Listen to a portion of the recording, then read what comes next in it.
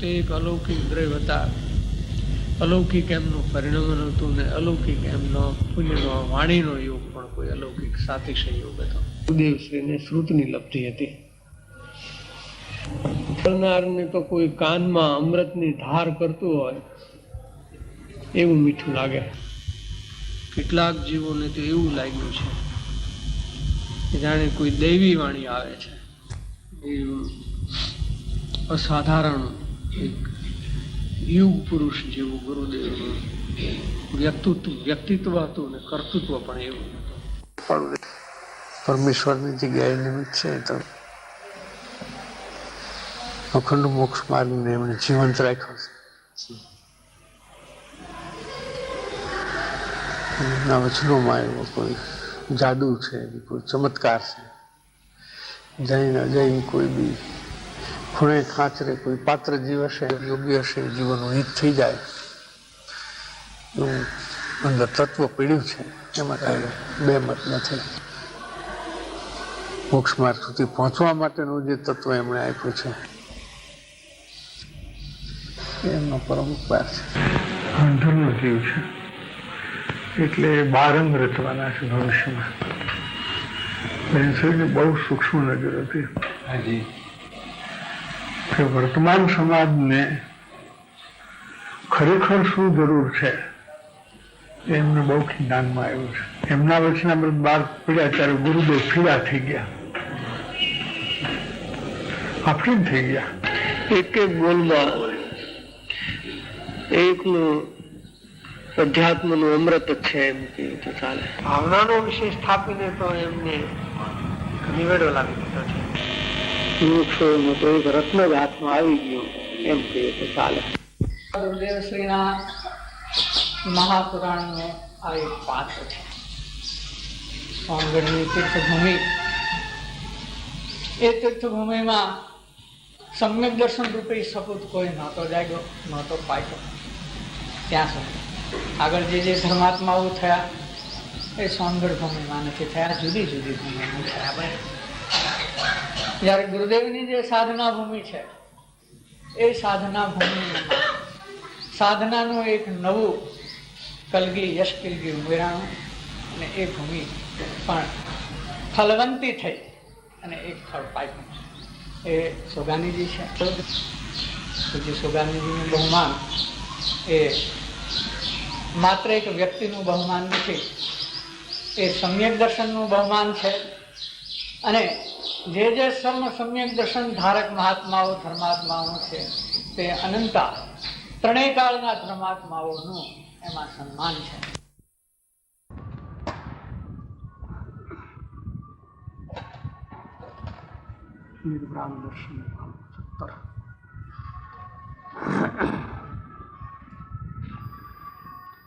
છેલ્લો પેરેગ્રાફ છે. વિષય ચાલે છે મોક્ષની ભૂમિકામાં કયા પ્રકારના દોષ ન હોવા ઘટે તે પ્રકરણ છે. ત્યાર સુધી પ્રકરણ એ ચાલ્યું કે મુમુક્ષુને કેવા કેવા ભાવ હોવા ઘટે. અસ્થિથી મુમુક્ષુ મૂલ્યો પણ હવે નાસ્તિનો વિષય છે. તેમાં કોઈ પણ દ્રવ્યમાં, પદાર્થમાં સુખ બુદ્ધિ અથવા મહાત્મ બુદ્ધિ એ બાધક કારણ છે, અથવા કશાયની મંદતામાં ઉપજતી શાતાવેદની તેમાં ઠીકપણું થવું, ઠીકપણું લાગવું તે આશ્રય બુદ્ધિ છે. એ શુભ પરિણામ વિષયક આશ્રય બુદ્ધિ છે અને તે અટકવાનું બાધક કારણ છે. છેલ્લે એ વિષય ચાલ્યો છે. શુભ પરિણામ તો જ્ઞાન દશામાં ધર્મી જીવને પણ હોય છે, પણ ત્યાં ઠીકપણું અથવા આશ્રય બુદ્ધિ હોતી નથી. આ ફરક છે.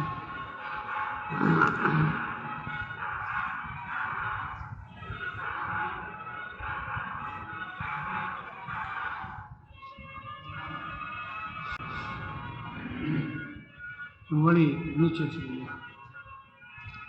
બાહ્ય પદાર્થો રૂપ સંયોગોની અનુકૂળતાની દ્રષ્ટિના કારણે જળ વિષયોમાં સુખની અથવા અનુકૂળતાની કલ્પના રહ્યા કરે છે. તેથી તે ઇન્દ્રિય વિષયોની ઉપેક્ષા થઈ શકતી નથી. આ ચાલ્યું છે, થોડું ચાલ્યું છે. શું કે છે કે બાહ્ય પદાર્થની અપેક્ષા વૃત્તિ રહેવાનું કારણ એ છે કે તેમાં સુખ બુદ્ધિ છે, અથવા કેટલાક બાહ્ય પદાર્થો મને અનુકૂળ છે એવી પદાર્થને વિશે અનુકૂળતાની કલ્પના છે.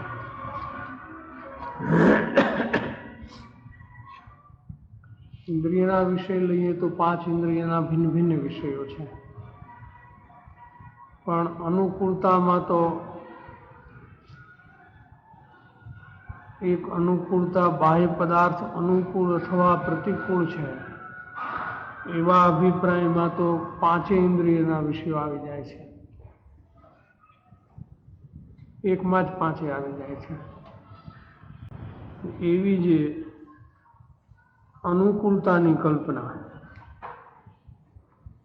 એ કલ્પના બુદ્ધિને કારણે બાહ્ય પદાર્થ પ્રત્યે ઉપેક્ષા વૃત્તિ થવી જોઈએ તે થઈ શકતી નથી. ઉલટાની અપેક્ષા વૃત્તિ રહ્યા કરે છે કે મને કેટલાક પદાર્થો આ રીતે અનુકૂળ રહે તો સારું, અથવા સંયોગોની અનુકૂળતા મને રહ્યા કરે, પ્રતિકૂળ સંયોગો મને ઉત્પન્ન થાય. એવી જે અપેક્ષા પરિણતિમાં રહ્યા કરે છે, એવો વિકલ્પ જ ચાલુ રહે એમ નહીં, પણ એવી એક પરિણતિ થઈ જાય છે કે જે પરિણતિને લઈને જીવ બાહ્ય પદાર્થની અનુકૂળતાની અપેક્ષા વૃત્તિમાં ઊભો છે સદાય નિરંતર, અને તેથી તે સંબંધીની ઉપેક્ષા ન થઈ શકે.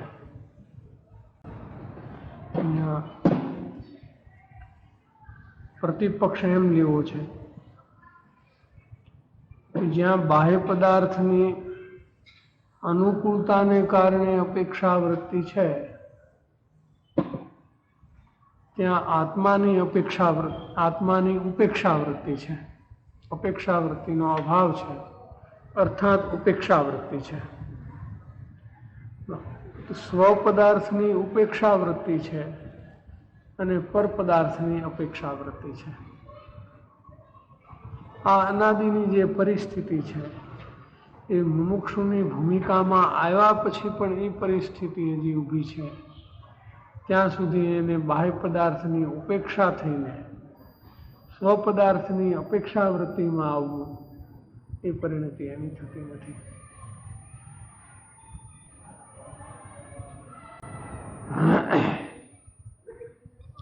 એટલે જે તે વિષયની અપેક્ષા વૃત્તિ પરિણતિમાં રહ્યા કરે છે. ઉપયોગ ક્યારેક થાય, ઉપયોગ સદાય થાય એવું નથી હોતું, પણ અપેક્ષા વૃત્તિ પરિણતિમાં તો રહ્યા જ કરે છે.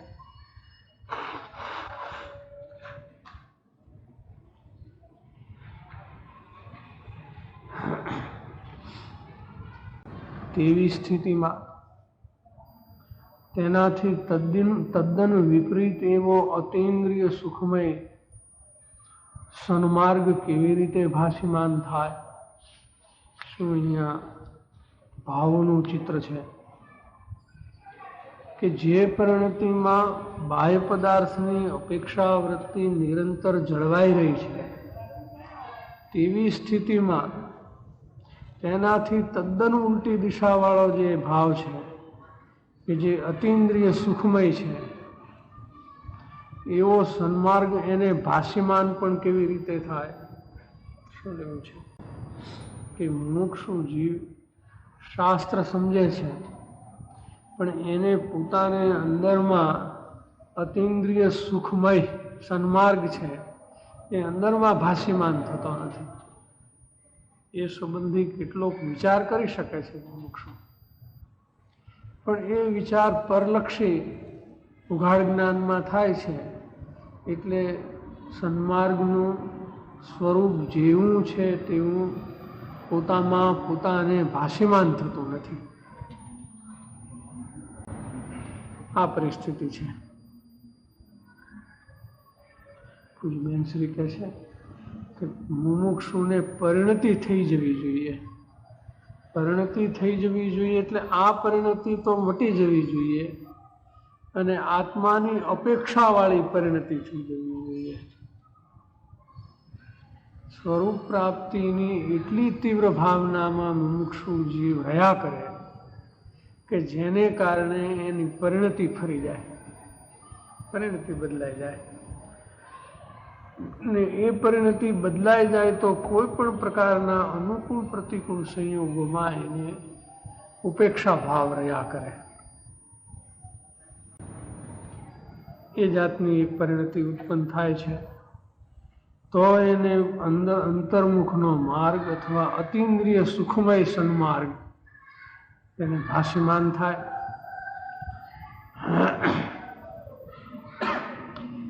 જ્યાં બાહ્ય પદાર્થની અનુકૂળતાની પરિણતિ છે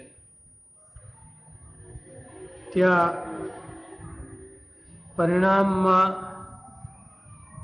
આર્તપણું છે, આર્ત ધ્યાન છે, આર્તપણું છે અને આર્ત રસવાળી જે પરિણતિ છે અને પરિણામ છે આર્ત રસવાળા. ત્યાં શાંત સુધામય એવું જે સુખ છે એનું સ્વરૂપ પણ કેવી રીતે ભાષ્યમાન થાય? ડોળા પાણીમાં પ્રતિબિંબ ક્યાંથી પડે? માટીથી મેલું પાણી છે એમાં પ્રતિબિંબ ઉઠતું નથી, નિર્મળ પાણીમાં પ્રતિબિંબ ઉઠે છે. તો એ જે આર્ત પરિણતિ છે પર પદાર્થ પ્રત્યેની, એમાં સ્વરૂપ સુખ, શાંત સુખનું ભાષ્યમાન પણ થતું નથી.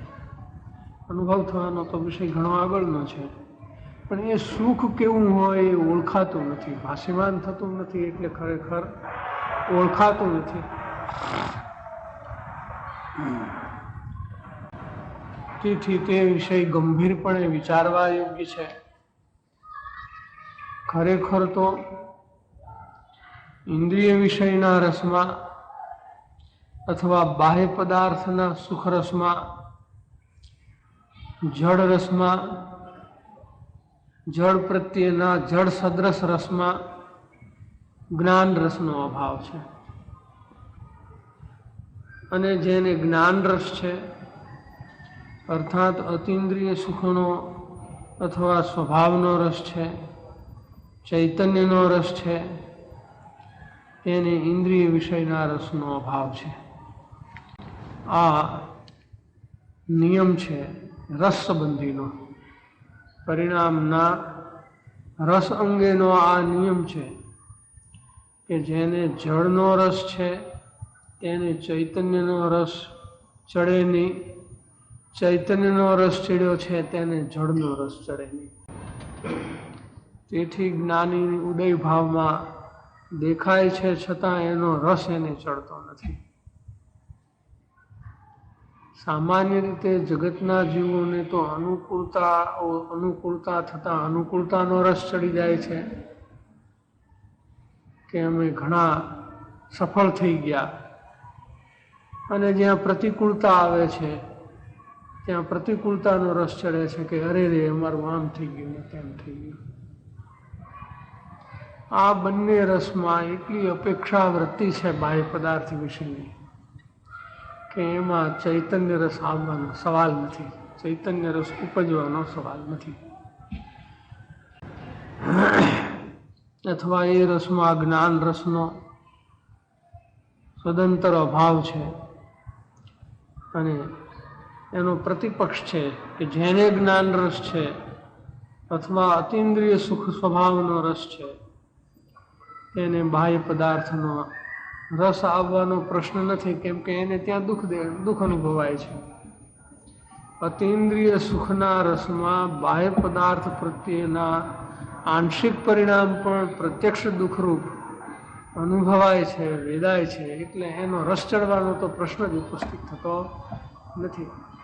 કોઈ એમ કહે કે કેમ રસ ન આવે, કે ત્યાં દુઃખ વેદાય છે માટે રસ નથી આવતો. જે પરિણામ આત્માની શાંતિને દજાડે એમાં રસ ઉપજવાનો ક્યાં પ્રશ્ન છે. ત્યાંથી ખસવાનો અભિપ્રાય રહે છે, ખસવાનો પુરુષાર્થ પણ રહે છે જો દુઃખ લાગે છે તો. પરિણીતિ થઈ જવું જોઈએ. ફળ પરિણીતિ તો અમને થઈ ગઈ છે, એની અંદર સુખ બુદ્ધિ હોવાના કારણે. તો આત્માની પરિણીતિ થવા પાછળનું બળ કયું હોય? ભાવના આવી કે તીવ્ર ભાવના હોય, સ્વરૂપ પ્રાપ્તિની તીવ્ર ભાવના જો રહ્યા કરતી હોય તો પરિણતિ બદલાઈ જાય. બહુ સહેલો ઉપાય છે. એમના શબ્દોમાં કહીએ તો એ બહુ સહેલો ઉપાય છે. સ્વરૂપ પ્રાપ્તિની અત્યંત તીવ્ર ભાવના એ આખી એની પરિણતિને ફેરવી નાખશે. કેમ કે જેની ભાવના છે એનો ઉપયોગ વારંવાર થશે. શું એમાં વિજ્ઞાન છે પરિણામનું? કે જેની ભાવના છે એનો તીવ્ર રસથી ઉપયોગ થયા કરશે, અને ઉપયોગનો વિષય લબ્ધમાં જશે, અને લબ્ધને પરિણતિ સાથે સંબંધ છે, એટલે એની પરિણતિ બદલાઈ જશે. તીવ્ર ભાવના, સ્વરૂપ પ્રાપ્તિની તીવ્ર ભાવના વાળાને પરિણતિ ફરી જાય છે. કોઈ બાહ્ય ક્રિયાની વાત એમાં નથી આવતી, અંદરની ભાવનાનો જ સવાલ છે.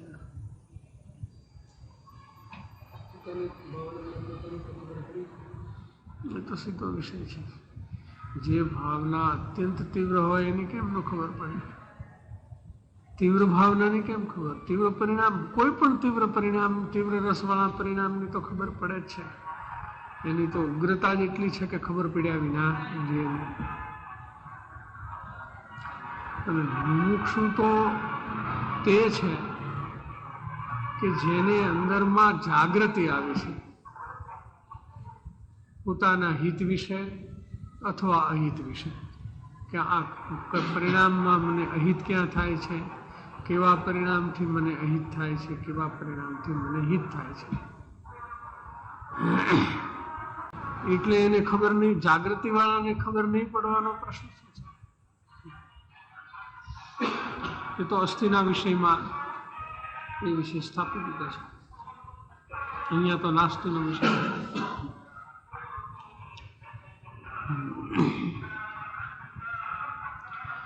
વિતરાગ માર્ગની પ્રાપ્તિ રૂપના સૌથી વધુ પ્રતિબંધક એવો જીવનો સ્વચ્છંદ નામનો મહાદોષ છે. શું ન હોવું જોઈએ એ ચાલે છે કે સ્વચ્છંદ નહીં આવવો જોઈએ, પરિણામની અંદર સ્વચ્છંદની ઉત્પત્તિ નહીં હોવી જોઈએ.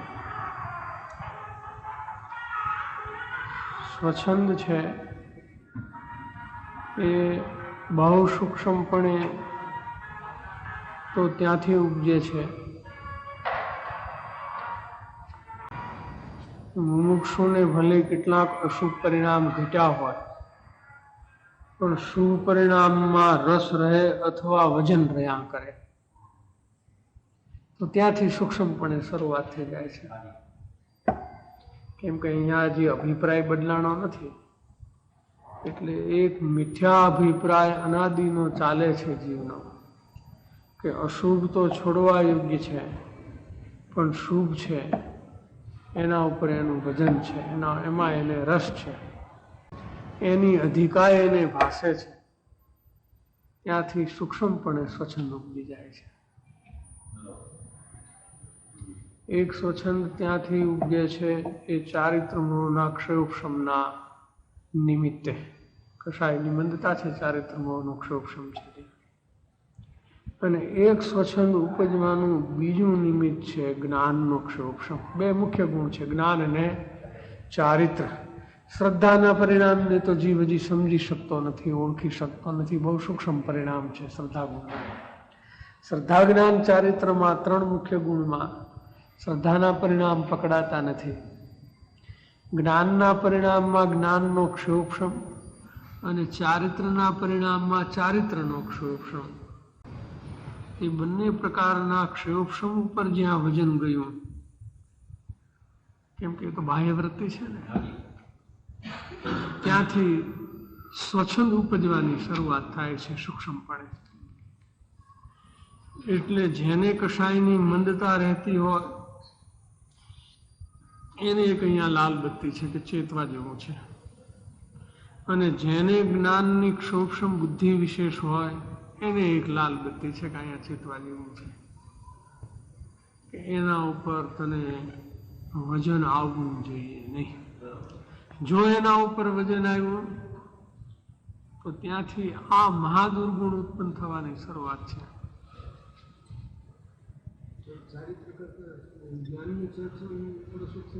જ્ઞાનનો ક્ષયોક્ષમ વધારે તકલીફમાં મૂકે છે, કેમ કે શાસ્ત્ર જ્ઞાન એક એવી ચીજ છે કે એમાં આત્માનું પ્રકરણ છે, અધ્યાત્મના અનેક પ્રકરણો આવે છે શાસ્ત્રની અંદર, અને એ એટલો બધો જલદ વિષય છે, આત્માની શક્તિનો સ્વભાવનો વિષય આવે ને, એટલે એના વિચાર માત્રમાં એની સમજણના સૂક્ષ્મ જ્ઞાનના કાળે પણ કશાયની મંદતા સહેજે થઈ જાય. કશાયની મંદતા વાળાને જ્ઞાનનો ઉઘાડ ન પણ હોય ને ન પણ થાય, પણ શાસ્ત્ર જ્ઞાનના ઉઘાડ વાળાને કશાયની મંદતા આપોઆપ થાય. એક જ્ઞાન તો પ્રધાન છે ને, એટલા માટે જ્ઞાન પ્રધાન છે. ચારિત્ર અને જ્ઞાનમાં પણ જ્ઞાન પ્રધાન છે, અથવા શ્રદ્ધા જ્ઞાન ચારિત્રમાં જ્ઞાન પ્રધાન છે. સર્વ ગુણોમાં અનંત ગુણોમાં જ્ઞાન પ્રધાન છે. એ તો અનુભવ પ્રકાશમાં પ્રકરણ આપણે ચાલી ગયું.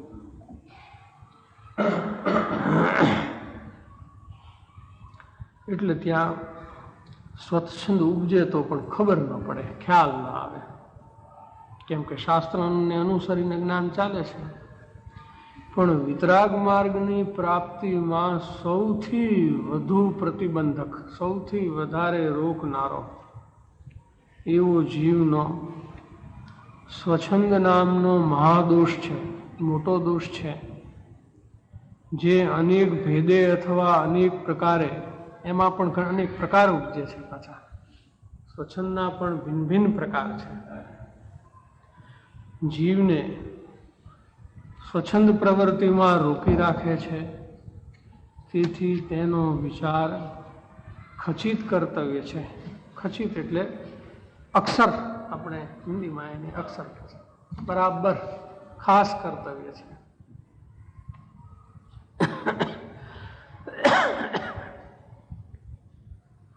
મુમુક્ષુની ભૂમિકામાં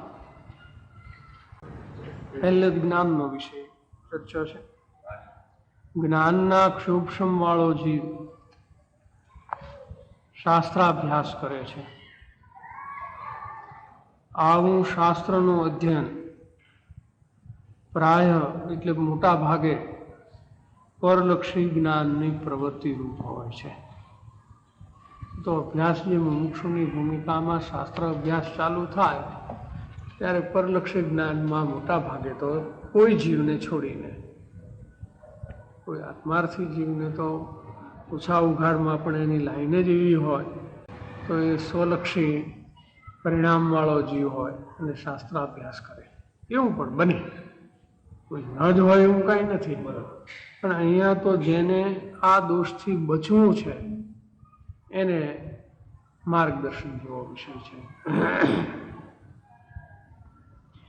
કે આવું અધ્યયન, શાસ્ત્ર અધ્યયન બહુભાગ પરલક્ષી જ્ઞાનની પ્રવૃત્તિરૂપ હોય છે.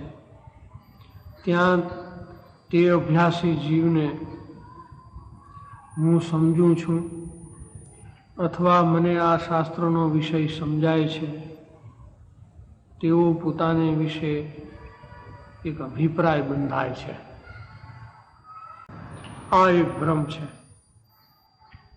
હવે અહીંયા થોડો વિશેષ વિચાર કર્તવ્ય છે કે સમજાય છે એવું પોતાને લાગે છે ત્યારે સમજાયું છે અને એમ લાગે છે, કંઈ નથી સમજાયું ને સમજાયું છે એમ લાગે છે, એવા ભ્રમની અહીંયા વાત નથી. પણ પહેલાં નહોતું સમજાયું એવું જે શાસ્ત્રનું પ્રકરણ, શાસ્ત્રની અપેક્ષા, શાસ્ત્રની વિવિક્ષા, શાસ્ત્રનો ન્યાય, કંઈ પણ શાસ્ત્ર સંબંધિત જ્ઞાન જે સમજાયું ત્યારે સમજાયું છે એમ લાગે તો એમાં એનો દોષ શું? આ તો એક હકીકત ઊભી થઈ છે અને એનો નિષેધ કેવી રીતે પોતેનું પોતે કરે? છતાં અહીંયા એમ વિચારવા યોગ્ય છે કે ત્યાં સમજાયું છે એવું પૂર્ણ વિરામ મૂકવા જેવું નથી. સમજાયું છે એ પરલક્ષી જ્ઞાનમાં સમજાયું છે અને પ્રયોગથી અંતરલક્ષી સ્વલક્ષી જ્ઞાનમાં સમજાવવું બાકી છે, એમ અપૂર્ણ વિરામ ત્યાંથી અપૂર્ણ વિરામ રાખીને ત્યાંથી આગળ ચાલવું જોઈએ. એટલી બધી ચર્ચા નથી કરી, લખાણમાં એટલી બધી ચર્ચા નથી કરી, પણ હવે એનો વિષય ચાલે તો એના ઉપર વિશેષ વિચાર આવે. નહીતર બુદ્ધિવાળાને સમજાય અને સમજાય એમાં એને સમજાય એવું લાગે તો એમાં એનો દોષ શું?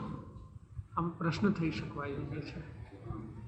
અને ખરેખર પહેલા જે વિષય નહોતો સમજાયો એ સમજાયો, બુદ્ધિગમ્ય થયો, તો એને સમજાયું મને એમ માનવું એમાં ભ્રમ શું? તો કે એમાં પણ હજી ભ્રમ છે. જો પૂર્ણ વિરામ કરી લઈએ તો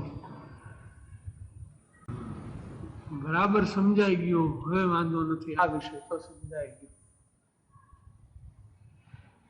તો એ રીતે તો એને એક સૂક્ષ્મ જ્ઞાન ઉપર વજન આવશે કે હું સમજું છું. હવે આ વિષય એવો છે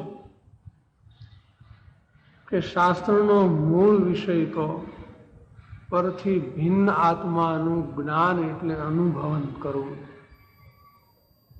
તે શાસ્ત્ર અધ્યયનનું ફળ છે.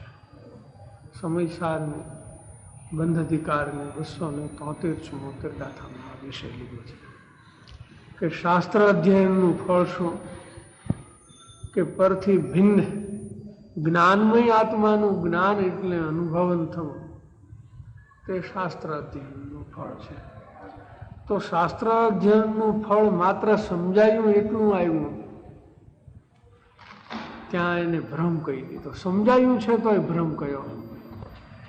જે શાસ્ત્રની વિવિક્ષા ન સમજી શકે, અન્યથા કલ્પના કરે અથવા ઉલટી કલ્પના કરે, એ તો સ્થૂળ ભ્રમમાં છે. પણ અહીંયા જે ભ્રમ છે એ સૂક્ષ્મ પ્રકારનો છે. બાહ્ય દ્રષ્ટિથી જોવામાં આવે તો એને શાસ્ત્રોનું અર્થઘટન બરાબર આવડે છે અથવા બરાબર ફાવે છે. પણ અંતરદ્રષ્ટિથી જુઓ તો એ જ એને માટે ભ્રમ છે.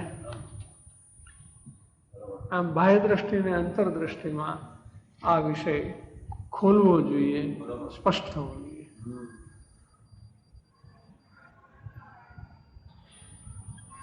તેને જે અભિપ્રાય બંધાય છે કે મને સમજાણું છે અથવા હું સમજું છું, આ એક ભ્રમ છે કે જેને કારણે સ્થૂળપણે અથવા સૂક્ષ્મપણે સ્વચ્છંદની ઉત્પત્તિ થાય છે. અહીંથી સ્વચ્છંદ જન્મે. બાહ્ય દ્રષ્ટિથી જે સમજાણું શાસ્ત્રો અનુકૂળ, ત્યાં સમજાયાનો ભ્રમ થયો, ત્યાં સ્વચ્છંદ ઉપજ્યો. કોઈ પૂછે કે એમાં સ્વચ્છંદ ઉપજ્યો, એ વાત કેવી રીતે ઘટે છે? અથવા સ્પષ્ટ થાય છે કે એને અનુભવ જ્ઞાન તો થયું નથી ત્યાં. હવે જે સમજાણું એ અને અનુભવમાં જે અંતર છે એ અંતર કાપવાનો ત્યાં પ્રકાર નથી રહ્યો, એટલે એક તો ભ્રમ છે. અથવા સ્વચ્છંદ કેવી રીતે ત્યાં જણાય કે કોઈ અનુભવી જીવ હોય અને એને એમ કહે કે એમ નહીં ને આમ હોય, તો એને જે સમજાણાનો અભિપ્રાય બંધાઈ ગયો છે કે હું આમ સમજ્યો છું, એ છોડી નહીં શકે. નહીં, તમે એમ કહો છો નહીં પણ આમ છે, હું તમને શાસ્ત્રમાંથી બતાવી દઉં.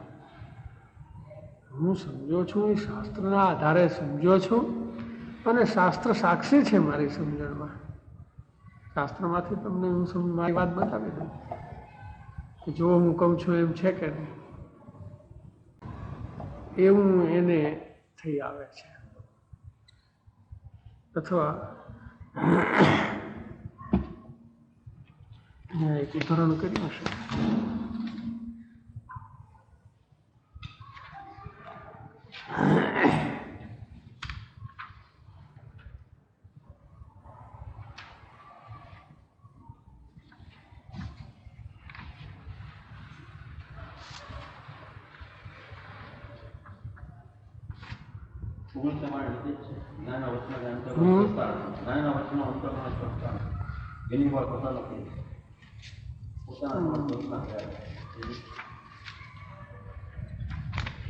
એક વાત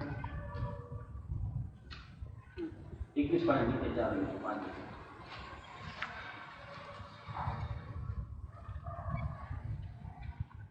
અહીંયા બીજી વાત લીધી છે. શ્રીમદજીએ એક જગ્યાએ પત્રની અંદર સ્પષ્ટ કર્યું છે કે જ્ઞાનીને નહીં ઓળખવાના 3 કારણો છે. જ્ઞાનીની ઓળખાણ નહીં થવાના 3 કારણો છે. 22 વંચના બુદ્ધિ છે, પણ એ બીજો પત્ર છે, એ જોયું, પણ એનાથી બીજો પત્ર છે. ઉદાહરણ કર્યું હોય તો ઠીક, નહીંતર મૂળમાંથી લઈશું આપણે.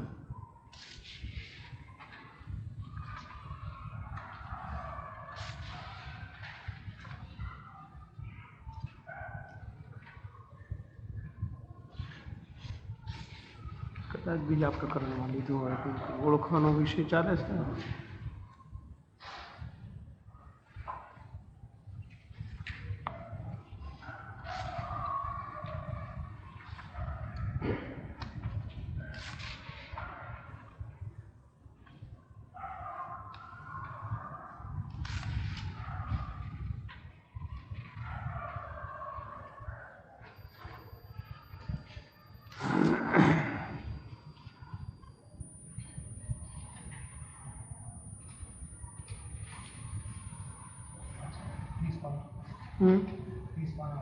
કેટલો? 20.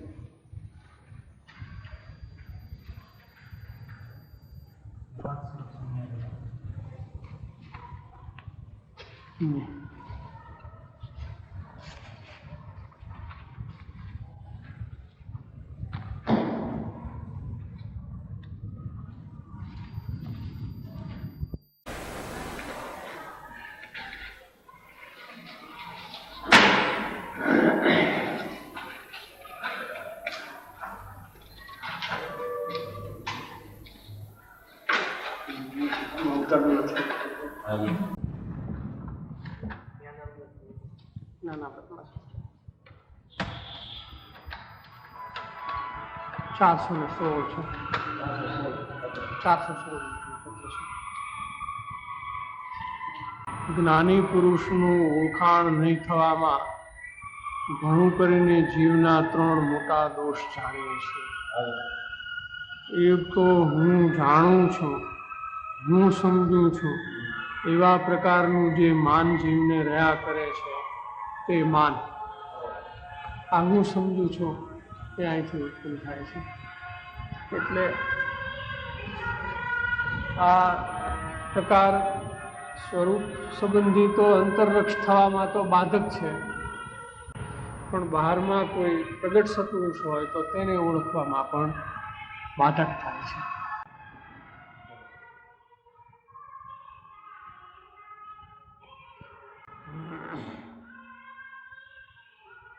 એટલે એ ભ્રમને કારણે સ્થૂળપણે અથવા સૂક્ષ્મપણે સ્વચ્છંદની ઉત્પત્તિ થાય છે. મુમુક્ષુ જીવે અત્યંત જાગ્રત રહી આ પ્રબળ પ્રતિબંધક દોષથી બચવું આવશ્યક છે. આ પ્રકારના દોષને લીધે જીવ જ્ઞાની અથવા સત્પુરુષને ઓળખી શકતો નથી. એમ ટૂંકામાં લઈ લીધું છે, પણ એ ત્યાંથી વાત વિચારમાં લીધી છે કે હું સમજું છું એવો જે પ્રકાર આવે છે એ ઓળખાણ અથવા પરખ કરવી, ઓળખ કરવી, એવી જે એની પદ્ધતિ છે એને આવરે છે. જ્ઞાનમાં જે ઓળખવાની પદ્ધતિ છે, પરખ કરવાની જે પદ્ધતિ છે, એ જ્ઞાનની જે ચોક્કસ પ્રકારની પ્રક્રિયા છે એ પ્રક્રિયાને આવરણ કરનારા ભાવ છે. કેવી રીતે કે જેને સત્પુરુષને ઓળખવા છે એને સત્પુરુષને ઓળખવા સંબંધીની જિજ્ઞાસા વૃત્તિ અત્યંત હોય છે, અને અહીંયા સમજાયું છે ત્યાં જિજ્ઞાસા વૃત્તિ નષ્ટ થાય છે.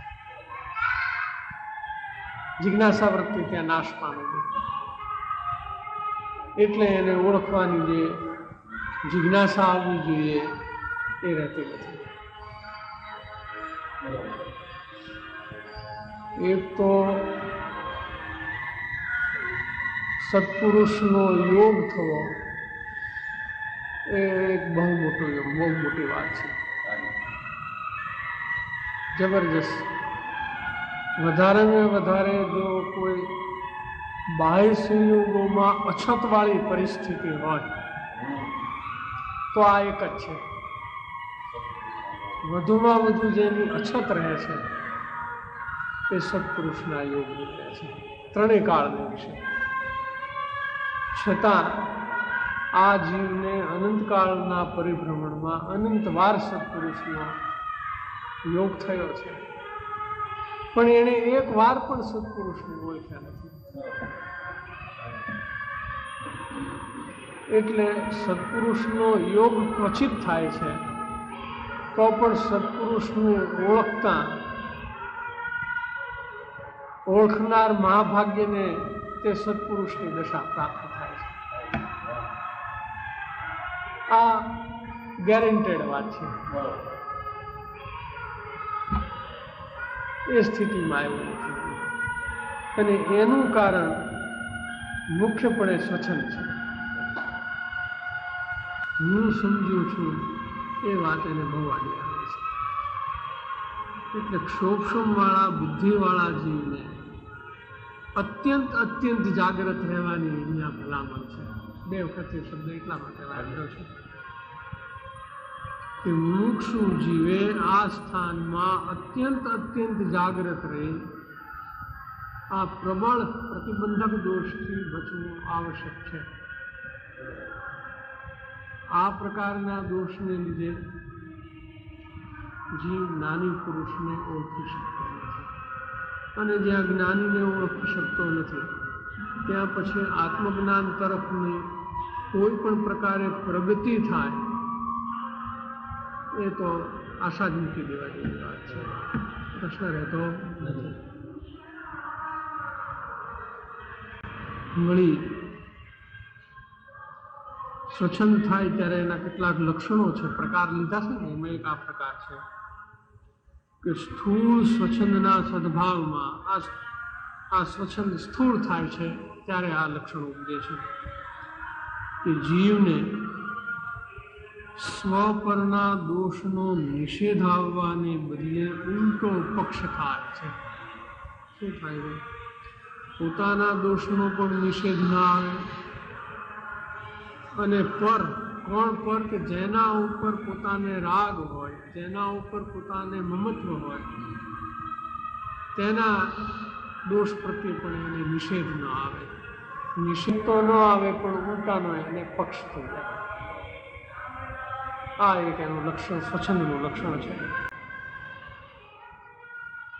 સ્થૂળ સ્વચ્છંદના સદભાવમાં જીવને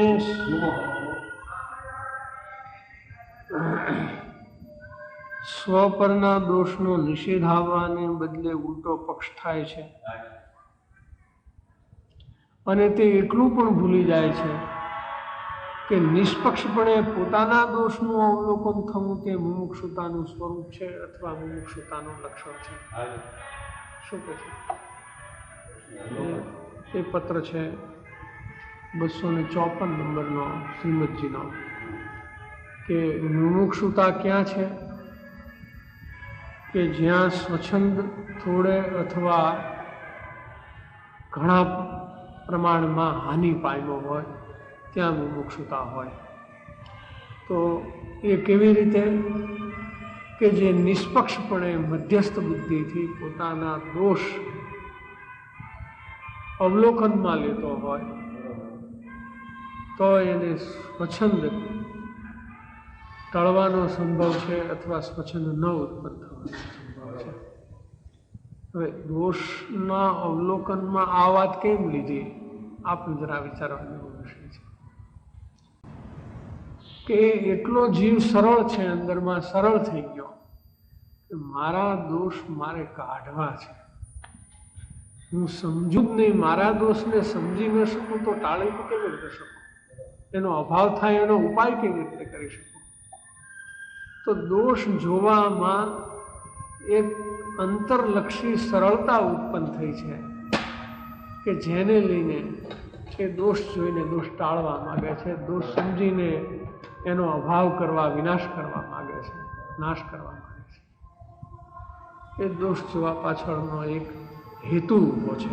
પાછળ દોષ જોવામાં માત્ર દોષ જોવાનું પ્રયોજન નથી, પણ દોષ જોવામાં દોષનો નાશ થવાનું પ્રયોજન છે. એવા દ્રષ્ટિકોણથી જે દોષનું અવલોકન કરે છે તે મુમુક્ષુતાનું એક લક્ષણ છે.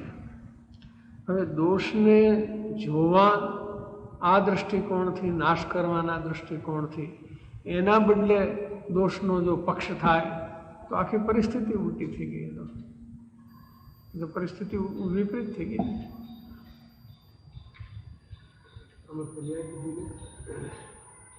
સવાલ જ નથી પર્યાય બુદ્ધિનો સવાલ. પર્યાય બુદ્ધિ થઈ જાય એમ કહો તો પછી સંસાર માર્ગ છોડી અને મોક્ષ માર્ગમાં આવીને મોક્ષની અભિલાષા રાખવી, એમાં શું થશે?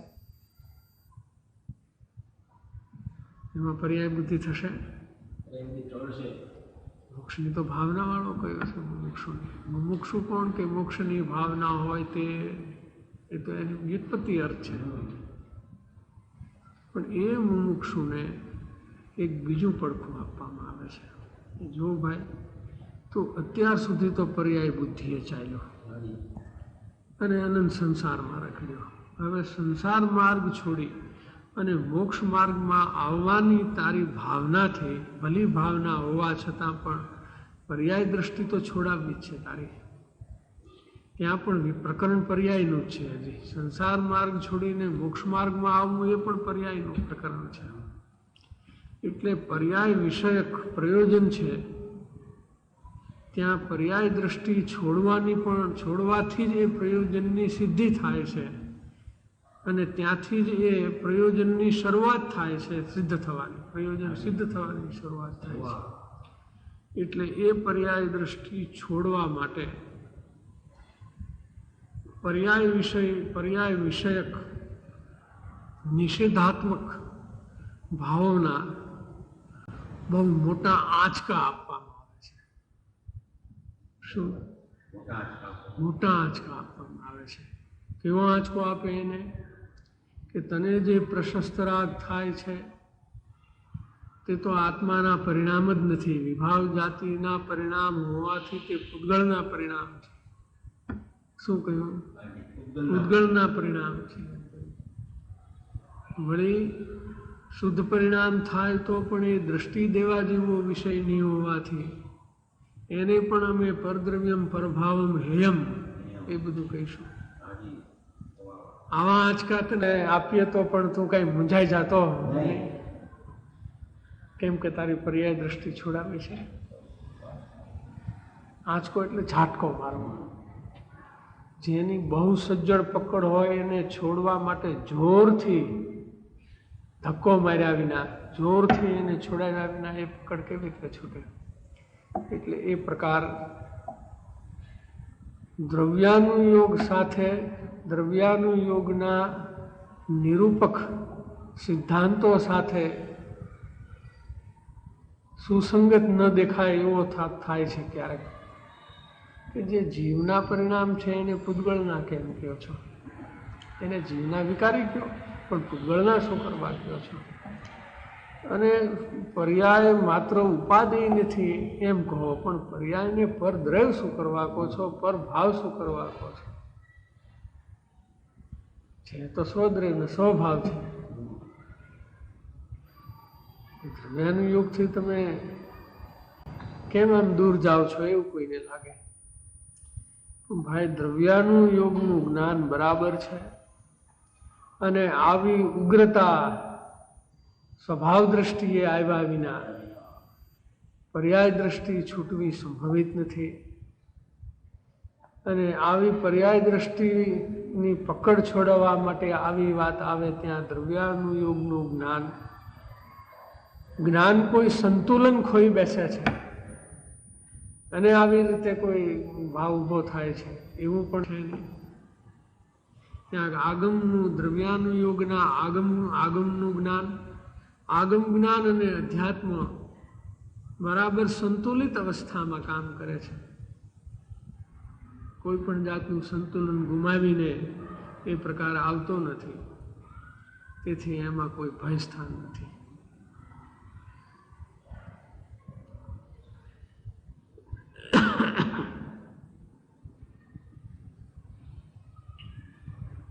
અહીંયા તો મુમુક્ષુ જીવના પરિણામમાં સ્વચ્છંદ જેવો મહાદોષ અનેક પ્રકારે ઉત્પન્ન ન થઈ આવે, તેથી તેનું વર્ણન છે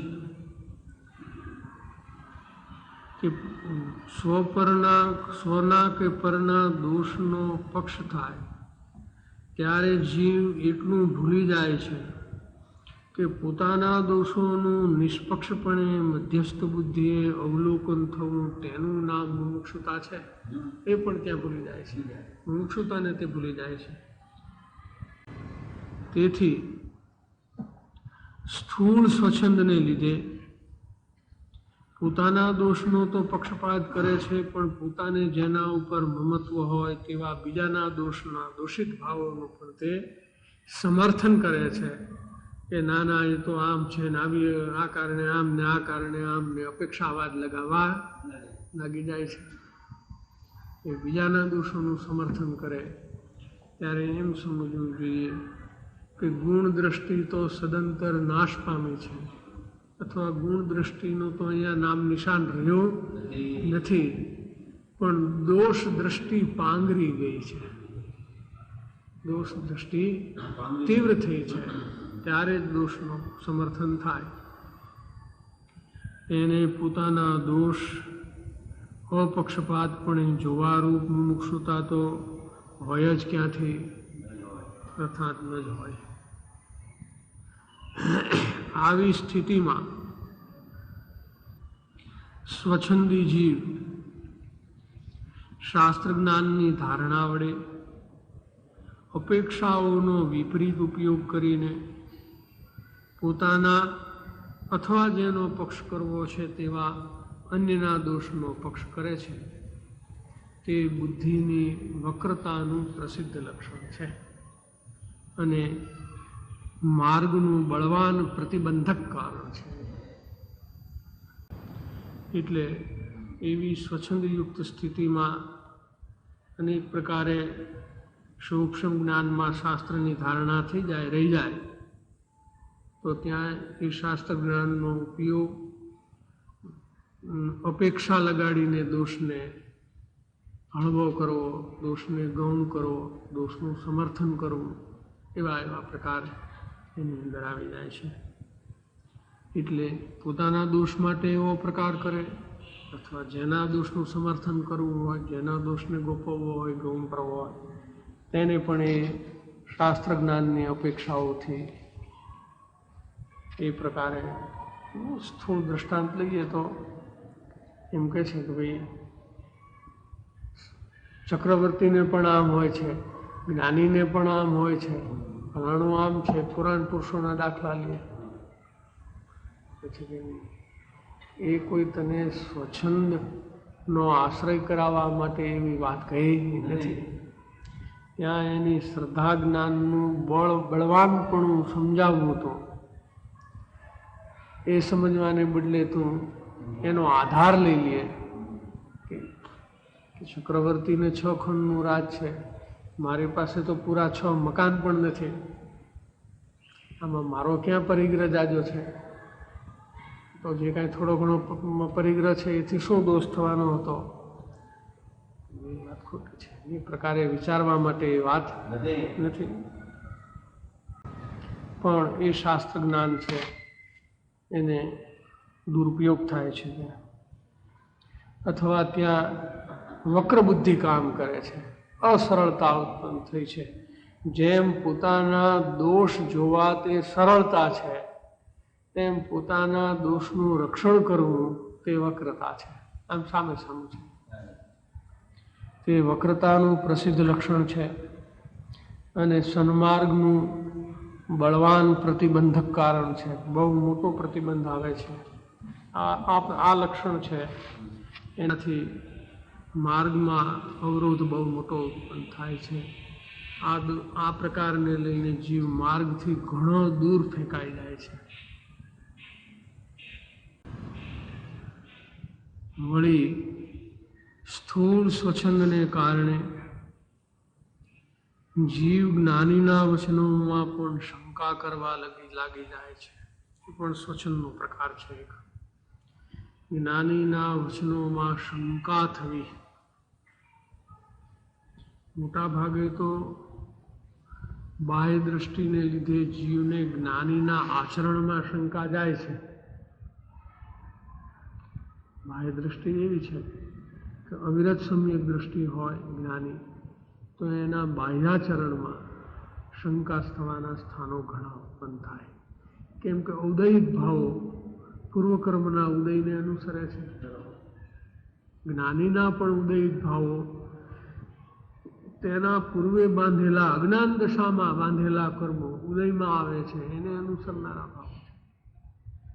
આંશિકપણે, સંપૂર્ણપણે નહીં પણ આંશિકપણે. પણ બાહ્ય દ્રષ્ટિવાળાને એ આંશિકપણું કે પૂર્ણપણાનો તો વિચાર કે જ્ઞાન હોતું નથી. એટલે બાહ્યાચરણમાં તો એને શંકા જાય છે, પણ સામાન્ય રીતે જ્ઞાનીના વચનો છે તે અનુપયોગ પરિણામે પ્રસિદ્ધ થતા નથી. તેથી તેમાં તો શંકા કર્તવ્ય નથી. શું છે? ઉપયોગથી એ વચન વ્યવહાર કરે છે, અનુપયોગ પરિણામે વચન વ્યવહાર એમનો હોતો નથી. તેથી તેમાં તો શંકા કરવા જેવી નથી. શ્રીમદજી તો 272માં એમ કહે છે કે જેનું સર્વ આચરણ વંદન યોગ્ય છે. પત્ર છે ને, જેનું જે જ્ઞાની પુરુષો સર્વ આચરણ વંદન યોગ્ય છે તેવા જ્ઞાની પુરુષના આચરણમાં કદાચ શંકા જાય તો મુમુક્ષુ જીવે કદાચ શંકા ઊભી થાય, એને સંદેહ થઈ આવે તો મુમુક્ષુ જીવે કેવી દ્રષ્ટિ અંદરમાં રાખવી એ વાત બહુ ઊંડાણથી સમજવા જેવી છે. એમ કરીને પત્ર છોડી દીધો છે. પત્ર પૂરો કરી નાખ્યો છે. જે મહત્પુરુષનું ગમે તેવું આચરણ પણ વંદન યોગ્ય છે, આ તો સિદ્ધાંત છે. એવો મહાત્મા પ્રાપ્ત થયે, એવા મહાત્મા પુરુષનો મહાપુરુષનો યોગ થતા તેના આચરણ વિશે નિસંદેહપણે ન જ વર્તી શકાય તેમ તે મુમુક્ષુ જીવ વર્તતો હોય અથવા એવી એને પાપ સહેજે થઈ જતા હોય તો મુમુક્ષુએ અંતરદ્રષ્ટિમાં કેવી દ્રષ્ટિ રાખવી અંદરમાં, એ વાર્તા સમજવા યોગ્ય છે, એનો બહુ ઊંડો વિચાર કરવા યોગ્ય છે. આ એક એવો નાજુક વિષય છે કે જો જીવ ગળથોલું ખાય તો સત્પુરુષની વિરોધમાં ચાલ્યો જાય, જો એ કાળે એ બચી જાય તો એના ચરણમાં એનો ઉદ્ધાર થઈ જાય. આ બે વાત છે. આ એવો એક નાજુક વિષય છે. અહીંયા આચરણનો વિષય લીધો છે, વચનનો વિષય એટલો બધો નાજુક નથી. હવે વિચારીએ તો વચનનો વિષય એટલો બધો નાજુક નથી, કેમ કે જ્ઞાની કદી અનુપયોગ પરિણામી થઈને વચન વ્યવહાર કરતા નથી, ઉપયોગ રહે છે વ્યવહારમાં. તેથી અને એના સમ્યક જ્ઞાનને અનુસરીને વચન વ્યવહાર ચાલતો હોય છે, આચરણની બીજી વાત છે. એટલે ત્યાં તો શંકા કરવા જેવી નથી જ, છતાં પણ સ્થૂળ સ્વચ્છંદ થઈ જાય છે ત્યારે કોઈ જીવ એમાં પણ શંકા કરવા લાગી જાય છે. અને કોઈ વાર તો એ સ્થૂળ સ્વચ્છંદને લઈને જ્ઞાનીના વચનો અમુક આચાર્યના શાસ્ત્ર સાથે મેળ ખાતા નથી, એનાથી આમાં ફેર પડી જાય છે તેવું શોધી કાઢીને પોતાની બુદ્ધિને, પોતાની આવી બુદ્ધિને વિશિષ્ટ પ્રકારની પરીક્ષા બુદ્ધિ માટે ખતમવાનો પ્રયાસ કરે છે. હું તો બુદ્ધિવાળો છું, પરીક્ષા કર્યા વિના કંઈ ગમે એનું માની લઉં કે સાંભળી લઉં એમ નથી, એટલે એ પ્રકારમાં ચાલ્યો જાય છે. એટલે સ્થૂળ બુદ્ધિનો વિષય છે.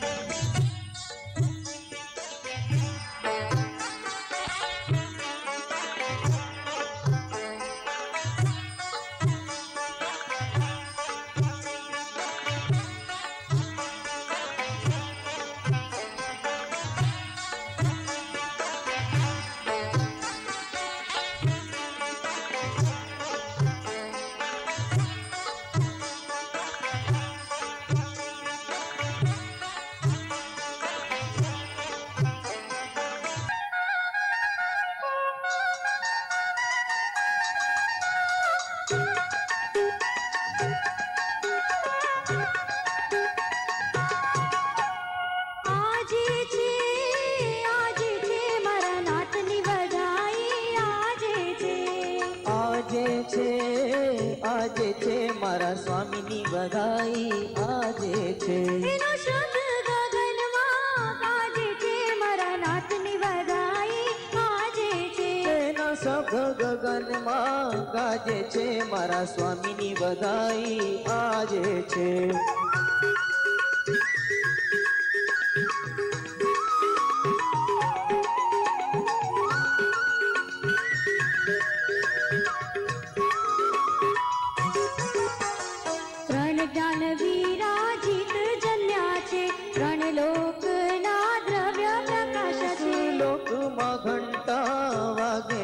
મારા નાથની બધાઈ વાજે છે. આજે છે મારા નાથની બધાઈ આજે છે.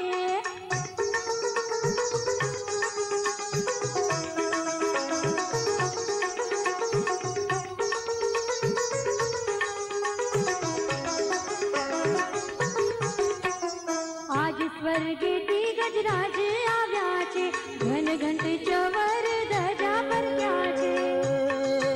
સુર અક્ષર નૃત્ય બજાવે છે મારા સ્વામીની વધાઈ આજે છે.